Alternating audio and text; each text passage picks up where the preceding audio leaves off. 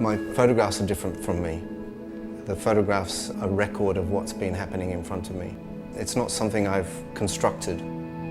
If I'm able to give a voice for that situation, then I've achieved my objective. And that's really important to me as an individual, but also as a photographer.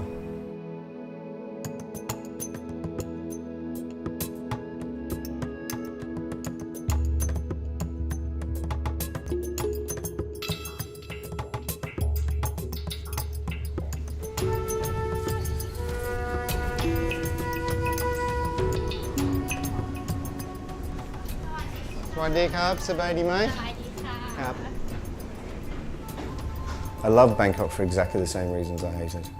I love it for its noise, I love it for its intensity, sweatiness, and there's always some trebuchet in Bangkok. And for all those reasons, it just drives me bonkers sometimes and I have to leave. But every place in the world must drive people crazy and happy at the same time.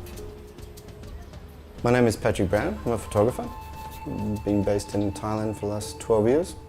And yeah, this is home for me for the while. สวัสดีครับสบายดีไหมครับ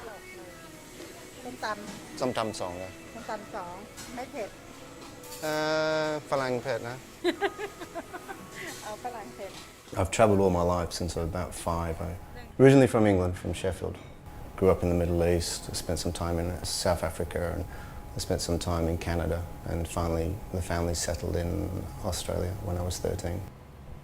I'm still doing what I did when I was a young boy. I'm still travelling, still meeting interesting people. I think photography for me was the best visa I've ever had in my life. I've been with racing car drivers, I've been with homeless, I've been with drug addicts, I've been with politicians, I've been with royalty. It's one of the best vehicles to move in and out of societies that normally wouldn't be able to navigate your way through. It's my car that I rebuilt when I was 18. Modelled on an old English car. It took me about 3 months to rebuild it, maybe even a bit longer actually. I'm trained as a tool maker, which is somebody that makes machines and stuff. I really enjoy working with my hands, and I like the craft of photography. Not just taking the photograph or the equipment, but actually I like to produce a photograph. I like to go in the darkroom. I find the darkroom very therapeutic.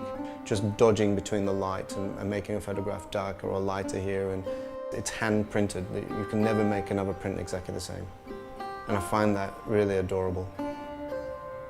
I was incredibly naive about what documentary photography could do. I was working in a multi-storey car park, and I saw a little snippet about this guy in the local rag, and he was in Africa, and he was the only surgeon for 2.5 million people. So I sold my car and my surfboard, and went over there and documented him, and I was there for 6 weeks. 6 weeks is all I could get off from work, and then came back to Australia, had an exhibition. It raised a lot of money for his name is Robert Whedon. We had awareness for him in Australia, and then it was published in Australia and it won a couple of awards. It was one of the pivotal points when I realised you could actually make a difference with a photograph.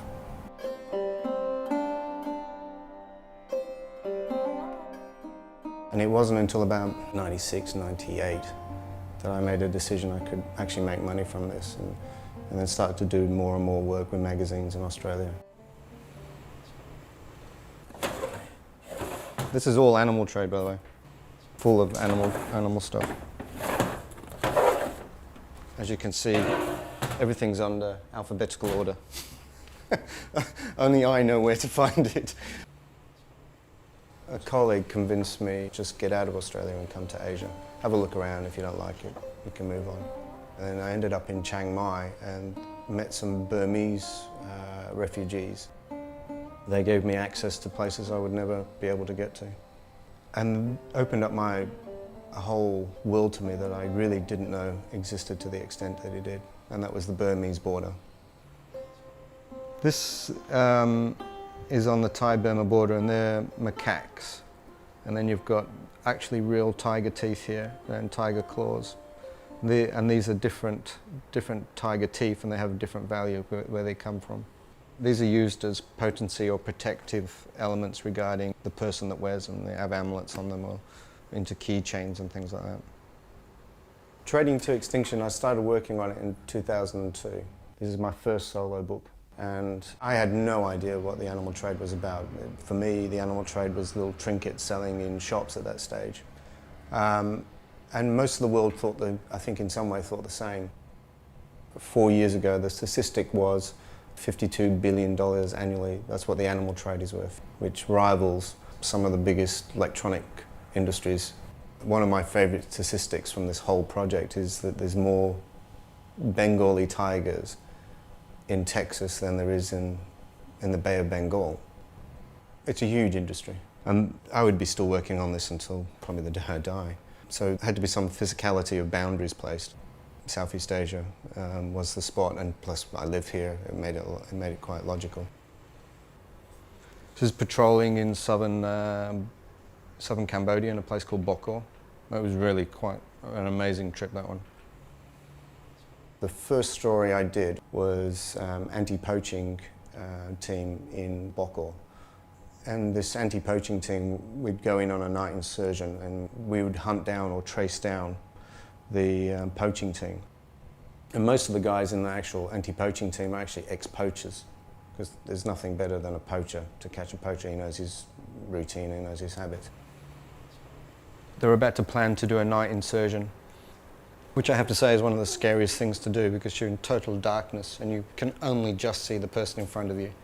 And the way your eyes work, the centre of your retina is actually damaged from the amount of sun it's had, but the peripheral is, so you have to look out of the corner of your eye. So you're walking with your eye, so you can, that's the most sensitive part of your eye.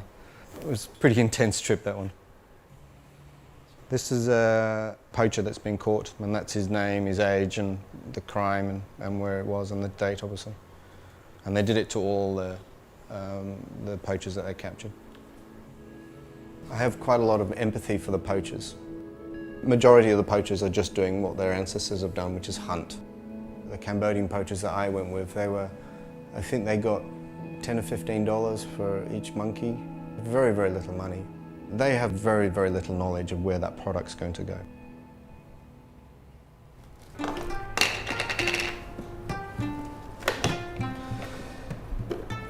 There we go. This is pretty much what I'll be taking. So take my 4 cameras, my Polaroid, the Rolleiflex and the 2 Nikons, and 3 lenses really, and my film bag.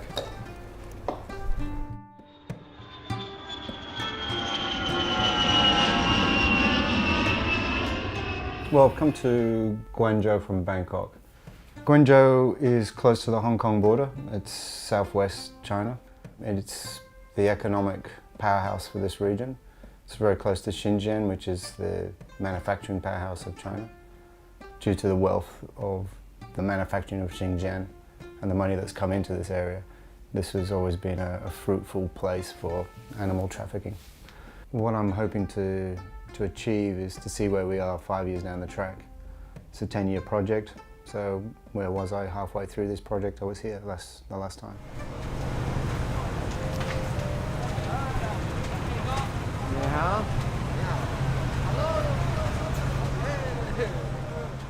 It's good to come back and relive it and see where we are. And what I'm hoping to find is that things maybe have moved on. I don't think the trade has in any way dwindled. I think it's just, they've just got smarter about hiding it. They're not as confident as they used to be. They know these things do get out into the world outside China. So they're a bit more paranoid about people with cameras.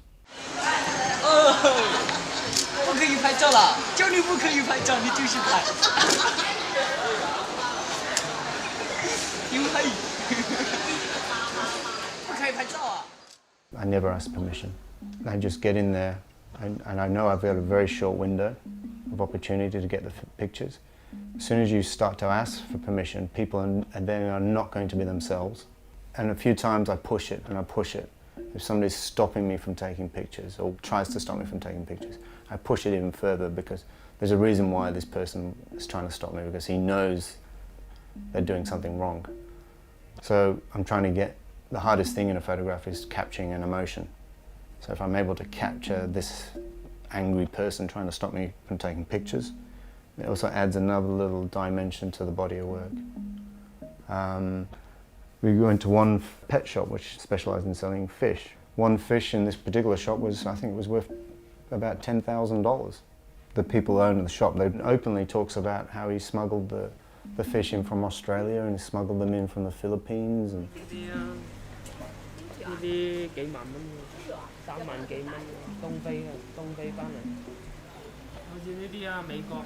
is from US? US? Yeah. So that's an American fish in China. Okay, they can make sure that... Okay. Yeah, they don't really have a legal channel to help you ship it back to the Australia. Okay, so he just confessed to me that a lot of fish are smuggled in. he did. Yeah. These guys are untouchable. It's just not on the radar of the law enforcement officers. It's not important enough for them. Everything in the market isn't endangered, no. That's where that grey zone of the wildlife trade comfortably sits in. And we'll use the crocodile as an example. 2,500 tonnes of live animals go through Heathrow a day. You'll have a shipment of, say, 25, 30 crocodiles. So the custom guys at Heathrow, he's looking for contraband, he's looking for drugs, but he's not a reptile expert. So he counts 30 crocodiles, ticks it off, yep, move on. In that 30, there could be 10 very, very endangered crocodiles.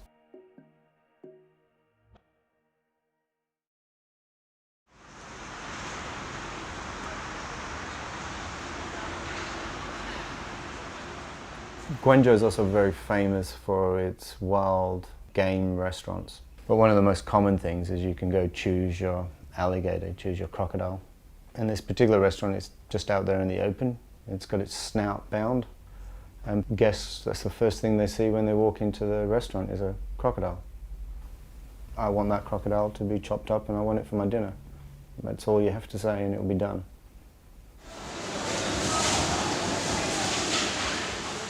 With the animal trade, with the consumption of animals, it's more to do with you are what you eat.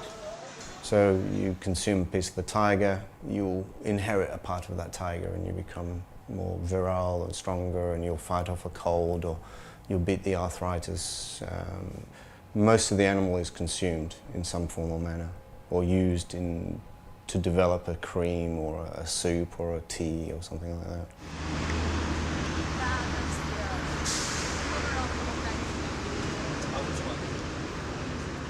We went to Safari World, which is about 40 minutes outside the centre of Guangzhou. It's just a huge entertainment complex for families, and it revolves around animals. There is a circus, and there is a zoo, and I do agree with them. Yeah, they're very educational, and you need those institutions, but realistically, an elephant in a zoo is a prisoner. They've got X amount of space and they know that X amount of space like the back of their hand. Zoos make a lot of money. They're a great money earner. And the rarer the animal you have or the rarer collection of animals you have, the more people are going to go see them. Some zoos are legitimate and some zoos aren't. And the majority of zoos in this part of the world are not so legitimate. When we went to Safari World, they have flamencos in restaurants so people can have a nice steak and watch a pink flamenco, which is obviously not native to Asia. Then in another restaurant you have the white tiger restaurant where you can sit down and have your meal and watch probably one of the most endangered tigers in the world walk around while you have your meal. And supposedly, that in this particular institution it has 50% of the world's population of white tigers. That's something wrong there.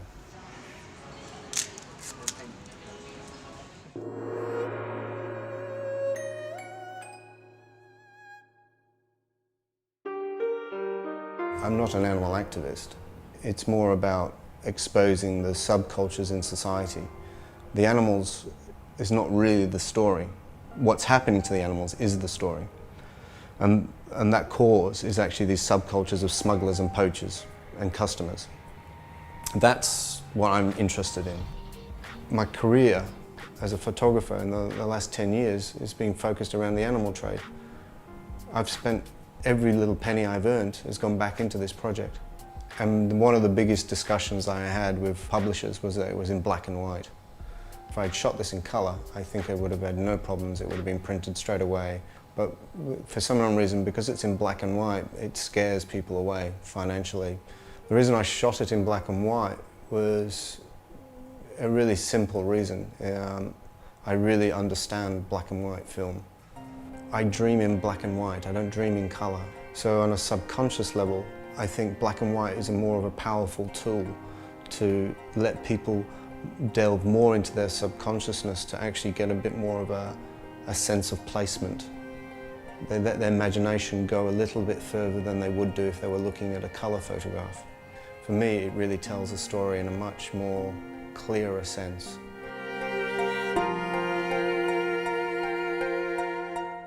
We visited the Guangzhou medicine market, which is a very famous institution. It's pretty wacky. You see a lot of crazy things there, from seahorses, geckos drying on the street, turtles, a multitude of different creatures for sale and parts of different creatures. What drives the industry is naivety and greed. Naivety in the sense of lack of education regarding what the health benefits from some of these products do. Rhino horn is one of the classics. It's, if you consume a rhino horn, mythology believes that you'll be able to mate for 2 or 3 hours. It doesn't work, but it's very porous. So one of the tricks of the trade is to soak the rhino horn actually in the Viagra. So that drives the trade as well. It's all this naivety. And it works because it's soaked in Viagra. A bag of deer embryos. A few hundred years ago, people would be invited to a wedding and just the immediate family would have shark fin soup and guests would stand around in awe that they were able to eat shark fin soup. It was a very sought after delicacy. Now the wedding parties have grown to 300 or 400 people and they all have shark fin soup. When you look at the shark fins, you see the bags and hundreds of bags of this stuff. And 3 fins basically means one shark. It's just a staggering amount of sharks that have died for something that's basically cartilage and doesn't taste of anything. Well, we're in the medicine market in Guangzhou. This guy in a blue tracksuit comes up to me while I'm taking pictures and he's trying to sell me some bear bile products. He was a little bit uncomfortable with the Chinese watching him and watching the deal go down. So we get him aside and we go talk about it.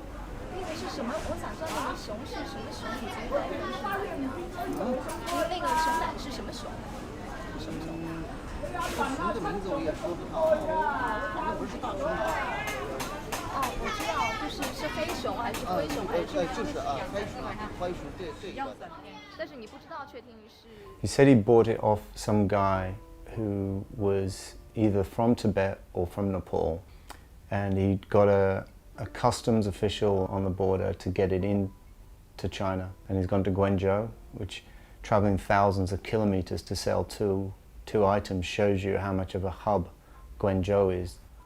After 9/11, there was a big push to find out who are the people who are generating income for the terrorists and the smuggling routes. And it wasn't until Congress decided to put a lot of funding into that. Once it was researched, it pretty much took everybody by surprise how big the animal trade was.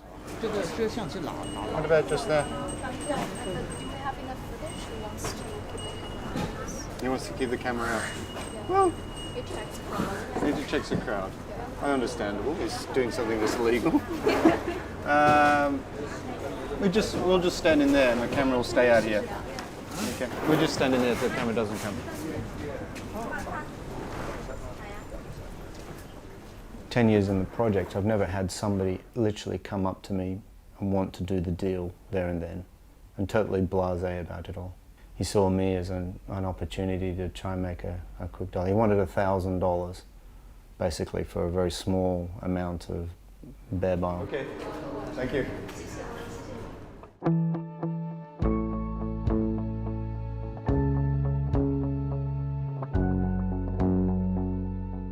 This is the last trip for the animal trade. This is it. I'm 43 years old. I've been doing this for just under a quarter of my life. A few months from now, people will be holding a book in their hands. And it will no longer be my book, it'll be their book. I always knew I would get to this stage, but now I'm here, it's kind of weird, but it doesn't actually feel like it's really happening. It's 10 years in the making, and it's going to where I initially thought it would always go. It's quite a nice feeling, actually, I have to say.